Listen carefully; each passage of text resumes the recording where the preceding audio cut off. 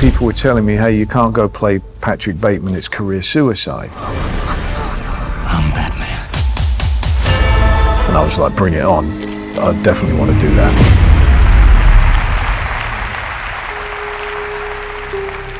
And the Oscar goes to Christian Bale, the fighter. Bloody hell, what a room full of talented and inspirational people, and what the hell am I doing here? Christian Charles Philip Bale. I think you've already said it. Many call him Sigma Bale. For some, he's a godly actor. For others, he's a beacon of dedication. And for very few, he's a symbol of toxic masculinity. I'm in touch with humanity. But why?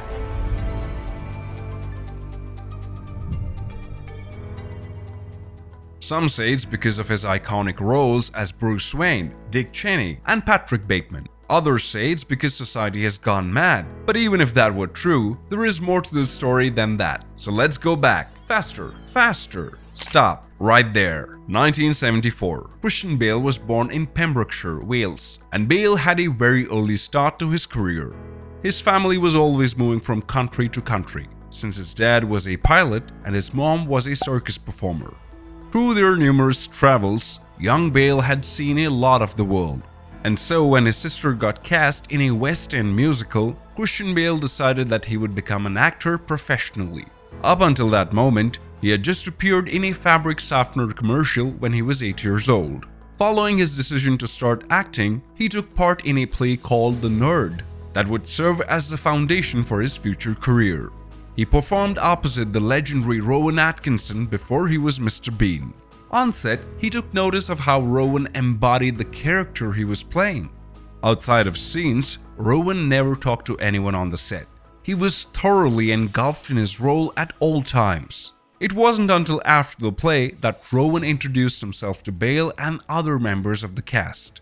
This mesmerized Bale and gave him a clear template to follow. Because you see, Christian Bale had never gotten any formal acting training. Everything he did, he learned from deeply observing those around him. You could say he was very lucky to have Rowan Atkinson as his muse. And through his newfound method acting style, Christian Bale would take what he learned and reach for the stars. 1986. Following his successful acquisition of a minor role in the television film Anastasia, The Mystery of Anna, Christian Bale received a significant opportunity. Amy Irving, the film's lead star and spouse of acclaimed director Steven Spielberg, went on to endorse Bale for a pivotal role in Spielberg's 1987 film Empire of the Sun. He scaled through the auditions and performed exceptionally well during the movie. This was a breakout role for him at just 13 years of age, and it netted him the inaugural Best Performance by a Juvenile Actor award from the National Board of Review of Motion Pictures, as well as mainstream popularity. But all of this came at a cost. Young Bale loved acting. He loved being in the moment of acting, and he found it fun. What he didn't love, though, was all the attention that came with it. He dreaded the numerous interviews, unnecessary attention, and worst of all, he was getting bullied in school. In fact, it got so bad that he would sneak away during interviews to use the bathroom, then completely vanish the next moment. And who could blame him? He was still a child, with little understanding of the acting world, and so much pressure being mounted on him. It was the first roadblock in his acting career, and the entire experience caused him to take a break from acting, as he didn't want to deal with all the media attention ever again. Thankfully, the people around Bale had other plans. Christian Bale got dragged back into acting when Kenneth Branagh persuaded him to appear in his film Henry V. Despite his personal dread of the media, the young Bale felt a sense of obligation to continue acting due to financial reasons, and the fact that Kenneth had put effort into persuading him. Following his performances in Empire of the Sun and Henry V, Christian Bale went through a highly difficult time in his life. His parents went through a divorce, which ended with him moving to Los Angeles together with his dad and sister Louise. Los Angeles, even back then, was a good place to focus on his acting career and get his mind off his family issues. In Los Angeles, Christian Bale's career went through a bit of a lull, and it seemed like the hype had died down for Bale. He He either starred in unsuccessful movies such as Newsies or played a minor supporting role in mid-tier movies like The Portrait of a Lady. Christian Bale was putting his all into the movies and they just weren't performing. That's not to say that all movies he performed in did terribly. I mean, he played a smashing role as Theodore Laurie Lawrence in Little Women and Voice Thomas in Pocahontas, which were both received well by audiences and critics alike. They let him go. They don't want to fight. John! Crazy to think that Leonardo DiCaprio almost snatched the role from him again. Bale had previously lost huge roles to DiCaprio in movies including This Boy's Life, What's Eating Gilbert Grape, and even The Titanic. You have to imagine Bale wasn't too happy with DiCaprio coming for his role yet again. When Bale first auditioned with director Mary Herron, she knew he was the perfect fit and refused to take anyone else but him. Both she and Bale were kicked off the production team because of it. The studio then brought in Leonardo DiCaprio with Oliver Stone as the new director. Thankfully, Leonardo ended up changing his mind about playing the role after receiving some advice from a journalist that led him to believe that it would affect his image and approval ratings with female audiences, which were of course the major part of his audience at the time, since playing in The Titanic. That journalist was Gloria Steinem, and she was a feminist who later got married to Bale's father that same year. Some people speculated that she was actually looking out for her future stepson, but no one really knows for sure. Regardless, it was great news for Christian Bale, who was rejecting other movie offers and still actively preparing for the role despite being kicked off the team earlier. When the time for production came, the crew immediately knew that they were dealing with a serious method actor. With his foundations with Rowan Atkinson, Christian Bale encapsulated the role of Patrick Bateman perfectly, even when the cameras weren't rolling. He had actually practiced Patrick Bateman's routine from the movie every day in real life and was dead set on playing him to perfection. Film critic I don't even like this scene. Make it up, and I've got to be ready for that. And if I'm not ready for that, I feel very insecure arriving on the set. With the success of the Batman movies, new life was given to Bale's career. New opportunities were being presented, but with it of course came some problems as well. On the set of Terminator Salvation in 2008, Christian Bale had an outburst towards a member of the crew. The audio of the incident was released the following year, and what ensued was chaos. In the clip, Bale was mouthing off the film's cinematographer Shane Hulbut for walking onto the set in an intense moment of filming. It got so bad that Bale threatened to leave if Shane wasn't fired. You don't shut up for a second, all right? I'm gonna go. Do you want me to go trash your lights?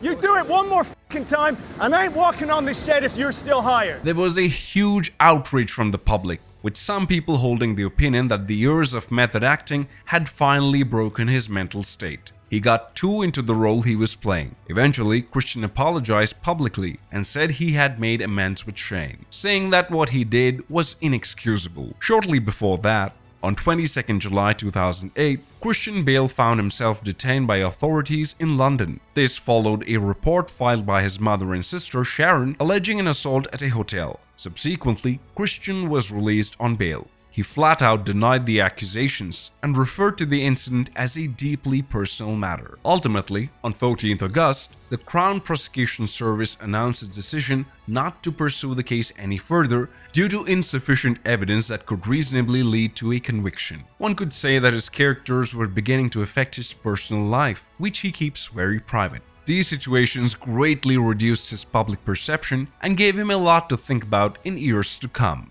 2009, Terminator Salvation was finally released, and it was said to be one of Christian Bale's worst performances and a far cry from the rejuvenation Bale had hoped to bring to the franchise. After the movie's less than successful run, Bale realized that this was just a small hurdle in his career, and so he picked himself up, dusted off, and went for the next movie. 2011, Christian Bale won the Academy Award for Best Supporting Actor and the Golden Globe for the same category as well. These were awards that eluded him for years, and he won them doing what he was best at, method acting. Dickie Eklund was a character that couldn't be played by just anyone. There needed to be a sense of authenticity and comedy to the performance, and that's exactly what Christian Bale delivered.